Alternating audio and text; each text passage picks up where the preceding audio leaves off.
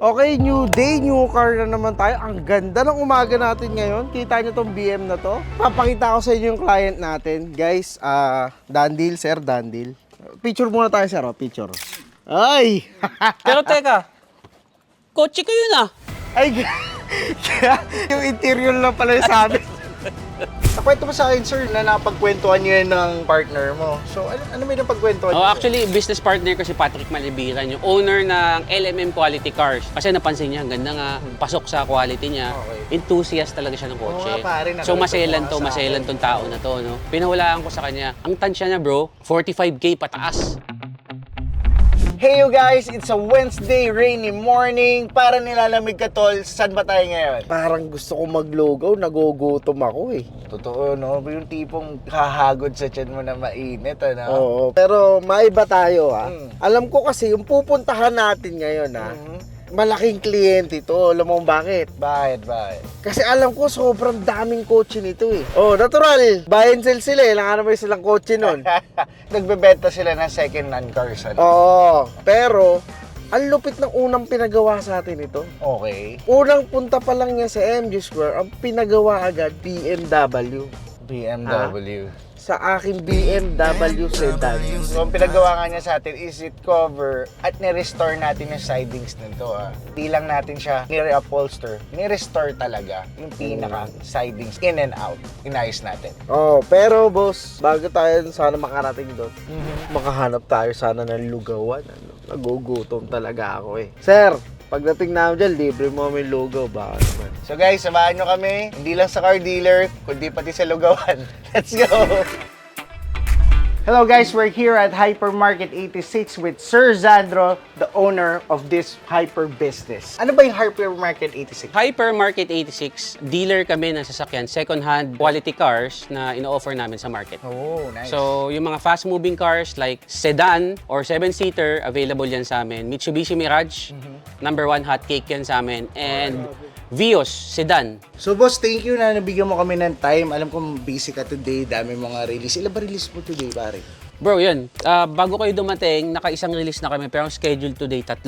Tsaka kakaiba kasi yung binibigay nilang promo nila na parang sila lang ang meron eh. Correct. 0 to 5. 0 to hanggang 5K DP. Grabe! May kotse ka na. Wow. Ilan yung units yun nandito, boss? Estimated kaya dito sa parking, 25 to 30 hanggang 35 siksikan. Sakto, may 100K ako dito. Kunin ko na kaya lahat muna, boss. Ay!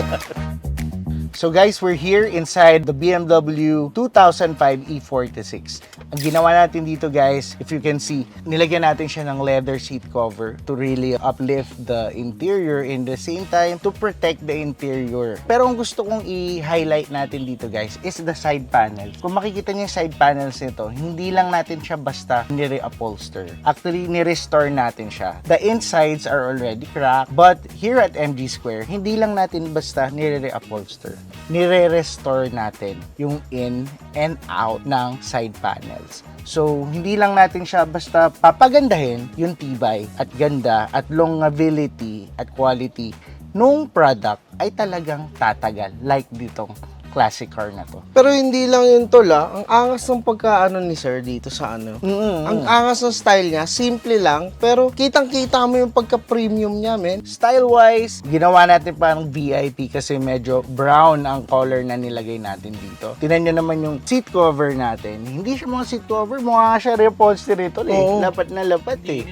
Ang linis tignan, yung classic look lumabas. Yung taste sir maganda rin eh, yung kulay. Minsan nasa design and color din eh na ginagamit. Kumbaga simple lang siya pero fit na fit siya dun sa sasakyan. Parang hindi siya reupholstered. Parang original siya na yan na talaga yung original na nakalagay. It matches the wood panels din. If hindi ka familiar masyado, makikita mo na parang yan na yung stock niya.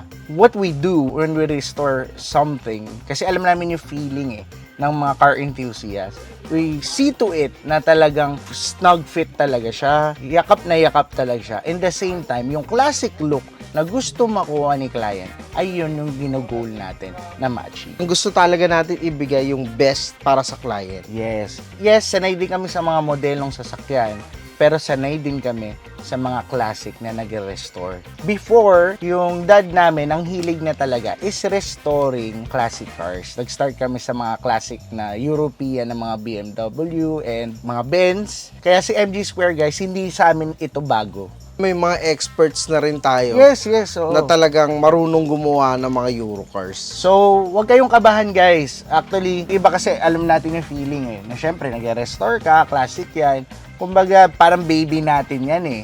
Pero, here at MG Square, kung gano'n yung ilalagaan yan, alam namin yung feeling kung paano rin namin siya aalagaan. Yes, it's a 20-year-old car. But what you see inside, we updated the interior para makasabay siya sa panahon natin ngayon.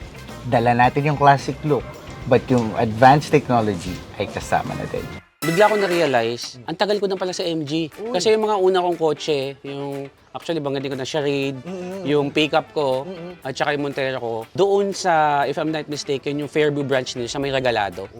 So doon ako. So hindi pala ito yung first time natin Yes. itong BMW. Bakit si MG Square pa rin, kahit lumipas na yung taon, sa MG Square nyo pa rin pinapagawa yung mga auto nyo? Experience talaga bro, yung quality. Nung pag pumili ako ng leather, yung pasok sa sasakyan ko, good talaga para sa akin. Isa doon, of course, yung Montero ko na 2015, hanggang ngayon nakakabit sa kanya eh. Ay, grabe. Galing ng MG Square. So guys, makikita nyo, 2015, buhay pa, talaga nagtatrabaho pa yung ginawa natin ng produkto sa kanila. Diba, tol? 2026 na ngayon. Nakakaya naman. Kami guys sa MG Square, yun talagang inaalagaan namin. Which is yung quality. Hindi lang namin pinapanatili, kundi lalo pa namin ini-improve through the years. So habang tumatagal si MG Square, nag-i-improve kami ng technology, nag-i-improve kami ng material para ma-serve namin kayo at the best at our ability. Nakwento mo sa akin, sir, na napagkwentuhan niyo yan ng partner mo. So ano may napagkwentuhan Oh, niyo, sir? actually, business partner ko si Patrick Malibiran, yung owner ng LMM Quality Cars. No, guys, kapag may time kayo, silipin nyo bukod sa Hypermarket 86, tapos kasosyo ko si Patrick Malibiran, LMM Quality Cars. Nakwento ko sa kanya, bro, yung pagpasok niya sa kotse ko. Pinahulaan ko sa kanya. Sabi ko, bro, kasi napansin niya, ang ganda nga, pasok sa quality niya. Okay. Si Patrick Malibiran, enthusiast talaga siya ng kotse. Oo nga, pare, So nakita mo maselan sa tong tao na to, no? Pinahulaan ko sa kanya, ang tansya niya, bro, 45K pataas. Wow, 45K pataas talaga ang bayad ko. Siyempre, inabangan ko na. Bro, yan talaga binayad ko dyan. Pero siyempre, ako nakikita ko, hindi naman talaga sa ano eh, no? Sa price siya. Yung craftsmanship, kung paano ginawa. At saka nakita ko yung pag-assist ng mga staff mo dun sa office. Wow, nice. Yun naman talaga yung pinunta ko dun eh. Correct. Oo. Pagdating ko doon, inasikaso nila ako, sabi ko, okay na ako. Doon pa lang sa service na binigay nyo doon. So, good na ako. Ito parang added na lang na talagang premium yung gawa nung sa kotse. Yes. Actually guys, ang tingin nila is 45,000, but si Sir na-avail niya yung promo natin this season na less than 15K lang yan nakuha. Sir Sandro, sa mga aspiring din pala na mga nagninegosyo ngayon, meron ka bang, from your experience, ma-advise sa kanila sa pagninegosyo? Honestly, hard work, no, tsaka patience. Yun lang Patience. naman ako. Nung nag-i-start ako, actually, yung mentor ko, no, andyan sa loob, yung nakausap mo kanina. Kailangan mo talagang daanan eh. Yung hardship, nung magsisimula ka, lahat naman talaga mahirap sa simula. Gawin mo. Day 1, day 2, day 3, day 4, hanggang ma-meet mo yung gusto mo. Kumbaga, Yes. gawin mo lang everyday. Hard work, tiyaga, tsaka yung goal natin, lagi lang nakafocus doon. Yes. Talagang motivate lang natin sarili natin to go forward. Huwag mong tingnan yung bigger picture. Tingnan mo lang yung daily hanggang makarating ka dun sa pinaka-plan. Hypermarket 86. Kukuha ko ng 20.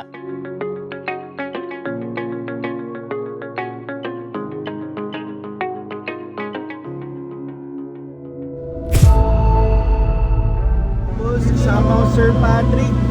Yun.